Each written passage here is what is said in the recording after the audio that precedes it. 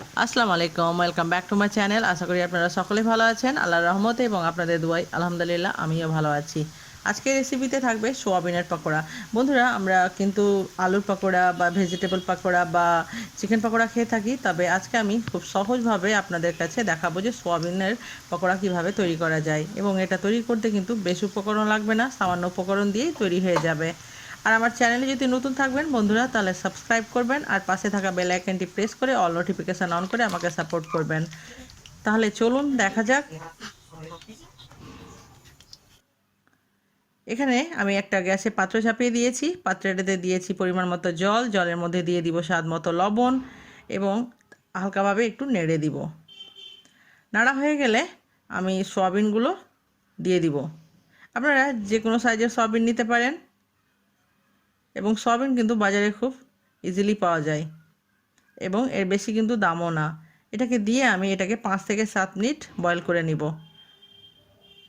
যেন ভালোভাবে এটা ভিতর থেকে সিদ্ধ হয়ে যায়।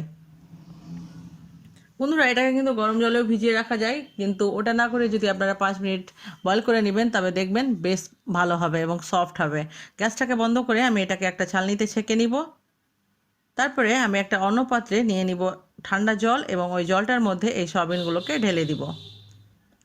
তারপরে সমস্ত কিছুকে আমি হাত দিয়ে চেপে চেপে উঠিয়ে নিব সমস্ত সয়াবিনগুলোকে, যেন ভিতরে কোনো জল না থাকে।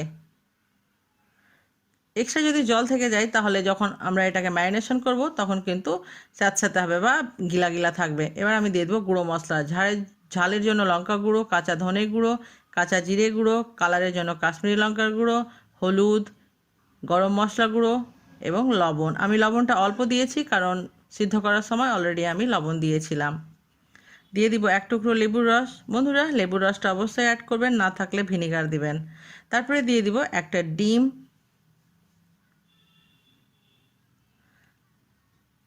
আদা রসুন বাটা, বেশ খানিকটা ধনেপাতা কুচি, দিয়ে দিব 1 চামচ চালের আটা, তারপরে দিয়ে দিব 1 চামচ ময়দা। বন্ধুরা, আপনাদের কাছে যদি ময়দা না থাকে তো কর্নফ্লাওয়ার অ্যাড করবেন, আর কর্নফ্লাওয়ার যদি না থাকে তো বেসন অ্যাড করবেন, দেখবেন বাইন্ডিংটা বেশ ভালো হবে। ভালো কিছুকে আমি মাখিয়ে নিব এবং যদি দেখা যায় যে এই জায়গায় স্যাঁতস্যাঁতে থাকে বা গিলা ভাব থাকে তখন আবারও আপনারা 1 চামচ ময়দা অ্যাড করবেন। ভালোভাবে মাখিয়ে নিব, এটাকে রেস্টে রাখার প্রয়োজন নেই, সঙ্গে সঙ্গে এটা তৈরি করে নিব। এবার আমি গ্যাসে চাপিয়ে দিয়েছি একটা কড়াই দিয়েছি পরিমাণ মতো সাদা তেল এবং তেলটা মিডিয়াম হট হয়ে গেছে। এই পর্যায়ে আমি দিয়ে দিব এক একটা করে সোয়াবিনের টুকরো। তেলটা কিন্তু বেশ গরম হলে হবে না, হালকা মিডিয়াম গরম হতে হবে এবং চুলার আঁচটাও কিন্তু মিডিয়াম টু লো হিটের মধ্যে রাখতে হবে। এবার আমি একে অপর থেকে ছাড়িয়ে দিব যেন লেগে না থাকে এবং চুলার আঁচটাকে মিডিয়াম টু লো এর মধ্যে রেখে এটাকে 2 মিনিট 2 মিনিট করে ভেজে নিতে হবে, এপিঠ এবং ওপিঠ। হালকা ব্রাউন হয়ে গেলে আমি চুলার আঁচটাকে বাড়িয়ে এটাকে পুরোপুরি গোল্ডেন ব্রাউন করে নেব, যেন উপর থেকে এটা ক্রিস্পি হয়ে যায়। আর বন্ধুরা, এটাতে চালের আটা দেওয়ার জন্য এটা কিন্তু উপর থেকে খুব ক্রিস্পি হবে এবং ভিতর থেকে সফট।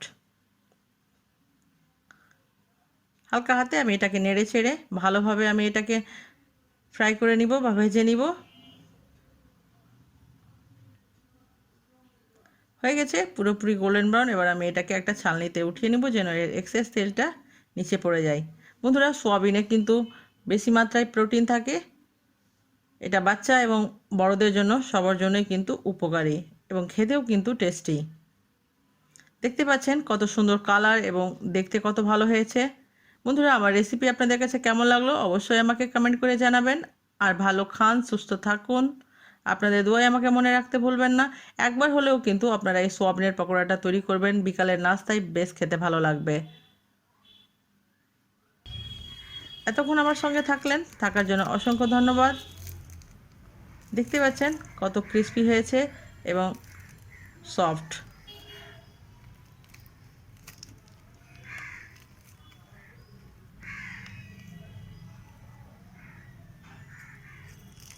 আপনাকে একটা খেয়ে দেখায় কত ভিতর থেকে সফট আছে, দেখেন কতটা সফট।